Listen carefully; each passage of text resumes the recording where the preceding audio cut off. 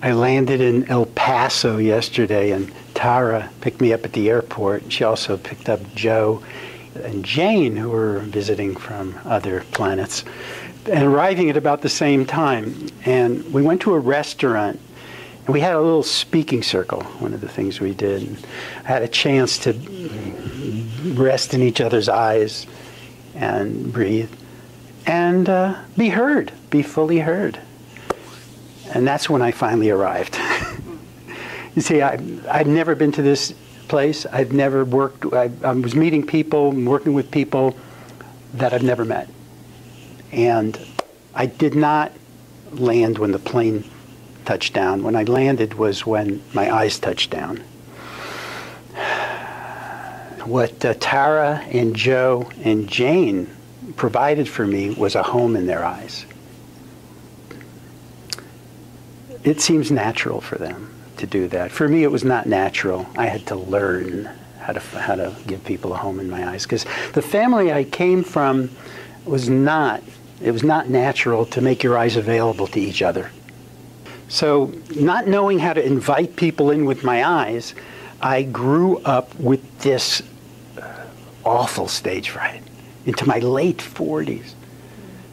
And I finally healed it with massive doses of what I call relational presence. You know, all these years of developing my presence muscle in my eyes, what I've developed is a practice of providing every person I meet with a home in my eyes. Warm, two warm, available, receptive, intelligent eyes. And that's what I'm doing here with you, is I'm being with one of you at a time. I'm putting more attention on engaging my gaze with you than my content. Even though I have something to bring you, something to teach, I'm in relational presence with one person at a time. This is relational presence.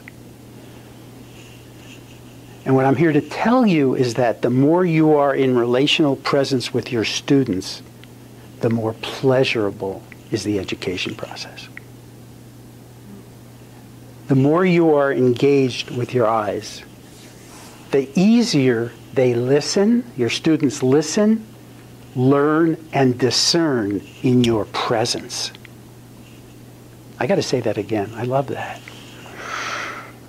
The more you're with one person at a time in relational presence, the easier your students listen, learn, discern, and participate.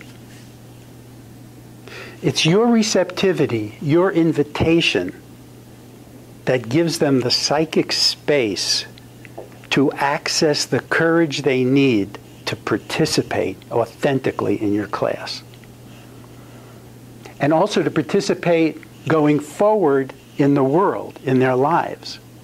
I'm here to guide you in what I call living and teaching in perfect presence. Now, perfect presence is not to be confused with perfection. Because when you're in perfect presence, this gives you the freedom to be perfectly imperfect, quirks and all. So, are you ready to play in this presence zone? It's a different place to be. It's a steady being with your eyes. We teach through our eyes. Everything is coming through our eyes. And the big thing that we want to come through our eyes is the simplest thing. I see you. I see you. Everybody you look at, every moment that you're looking at somebody, and I suggest that you spend the whole time in the eyes of one person or another. This is relational presence. I'm only with you. This is the practice. And we have some habits that get us away from that. And for instance, we've learned to sweep. I see some of you kind of do this, so I'll start speaking here and then I'll finish here. But this is really not being with anybody. There's all sorts of ways to not be with people. But we're going to practice, and you're going to find that from this place of being with, once we practice and have some dyads and get up, and we're not going to be attached to content for at least the first hour here. Maybe after that, maybe after the first hour, you can bring some content in without leaving the natural connection. This is relational presence, one person at a time. Lately, I've been referring to the basics of relational presence as relational stillness. Can you feel that stillness that we're connected through? I've got a lot of anxiety. I come from New York. I got subway trains running in my head. I got ADD, whatever the heck else I have. And I have not been able to sustain a meditation practice. How many of you meditate or do yoga or some kind of stillness practice? Well, I haven't been able to hold stillness for myself, but what I discovered is I can hold stillness for you. And it doesn't matter if I'm anxious. I can come into a place like, or not present. I was hearing that. But bless you, Ozzy. As soon as it doesn't matter what mental state you're in, if you stop and serve your listeners, one person at a time. And you may ask yourself, how can I think and be with a person, right? Because it's being with people that stops us from thinking sometimes, right? We have to go away to clarify. Well, we develop the capacity to think without leaving when we practice it here. Are there any questions? Because we're going to start doing exercises where you're going to each get a chance to practice this stuff. This stuff just in a vacuum as an idea is not the issue. It's how do you put this into impact so that you can start to find your own words to describe what this presence is, what this... And, I start to do this because I have a sense that we're connected underground. Like the roots of trees, a forest is one system through the roots, and trees communicate through their energy roots. So a forest is one being. So as humans, perhaps you can have the sense that through gravity, we're connected. Through the great mother conductor, Earth. But ultimately, people are attracted like iron fillings to a magnet when the person up front is softly available. It's not the stare. It's not the I'm connecting with you. That's not it. I'm not putting any energy out. That's not it. It's not trying to connect. Because if you're trying to connect, you're coming from separation. So what we want to do in front of a group is to know, however we know, whether it's a spiritual or religious or scientific knowledge, that we're connected in some way. We assume we're connected, and we allow the connection to reveal. So I will be with you in a neutral way, with positive regard, with respect, but neutrally, not trying to do anything. Take it or leave it. It's an invitation. People will eventually take it. They maybe not in the first few times you look at them, but they'll start to see you're safe. And you become the lightning rod. You become the center. You become the leader. That's what great leaders do, is that they're in the calm in the eye of the storm. We're learning how to be the calm in the eye of the storm. Because it's a storm out there, even if everybody seems to be okay. Woo, stuff is going on. But if you're available, and it doesn't have to be, it's not being a certain kind of like, I'm a leader. It's more like I am receiving. I'm receiving. I'm receiving. And there's a kind of a rhythm when you let your eyes be available. We have all these habits, right? So how do we deal with them? We're going to do little practices, and you'll see what you do with your eyes when you have a minute with a partner, and I ask you to be right there with them. Any questions or comments or concerns before we go on? Yes? When you look at someone and they do look away, yes, do you move to the next person? Yes. In fact, I'll probably look away before they look away because I'll see discomfort. I'm not looking for it, but I see a person's with me, or maybe they're on the edge of something, and I'll respectfully move on.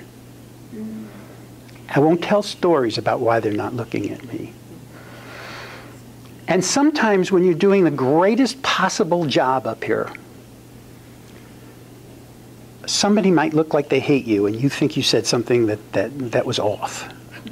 But often, if you really have their attention and you're making sense, you're giving them permission to process something that may not be so happy, right, in their lives. They may be seeing something where they face something that is not comfortable for them.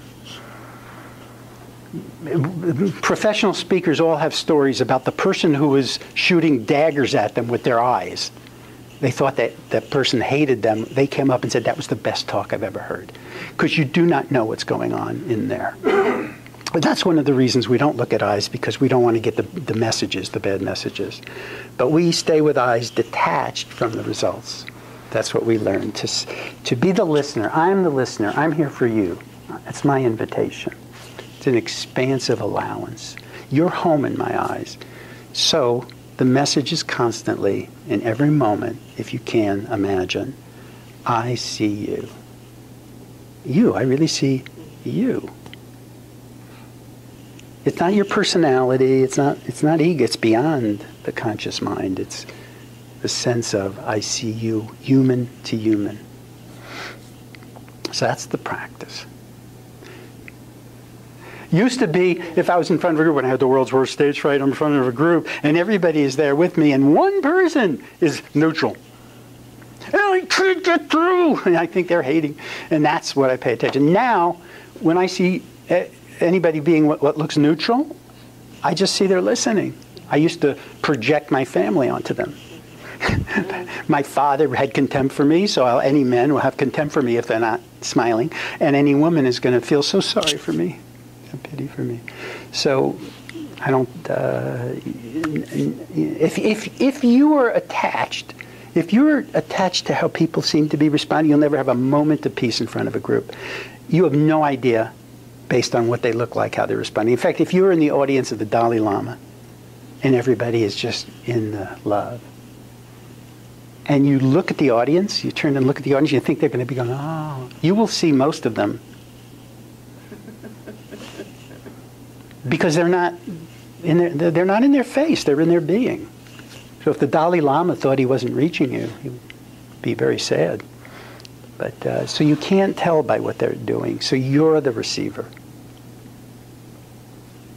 Are you all ready to play at this highest levels? I'm serious when I say playing at the highest levels of what humans can do to support each other's emerging magnificence. This is what, and you are. I really see a bunch of people who are ready. So thank you. I'm done.